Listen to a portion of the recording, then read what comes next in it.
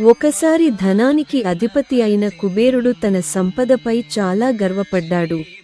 తన వైభవాన్ని అందరికీ చూపించాలని అనుకున్నాడు. అందుకే ఆయన శివుడు మరియు పార్వతీదేవి కుటుంబాన్ని భోజనానికి ఆహ్వానించాడు. అప్పుడు శివుడు ఇలా అన్నాడు, మేము రావలేము, మా కుమారుడు గణేశుడు వస్తాడు. కుబేరుడు ఎంతో ఆనందపడ్డాడు. ఒక చిన్న పిల్లవాడే కదా అని అనుకున్నాడు. భోజన సమయం వచ్చింది. గణేశుడు వచ్చి భోజనం మొదలుపెట్టాడు. కుబేరుడు తయారు చేసిన అన్ని వంటకాలు కొద్దిసేపట్లో అయిపోయాయి. కానీ గణేశుడి ఆకలి మాత్రం తగ్గలేదు. ఆయన ఇంకా తినడం ప్రారంభించాడు. చివరికి పాత్రలు, అలంకరణలు కూడా తినబోతున్నాడు. భయపడిపోయిన కుబేరుడు వెంటనే శివుడి దగ్గరకు వెళ్లి క్షమాపణ కోరాడు.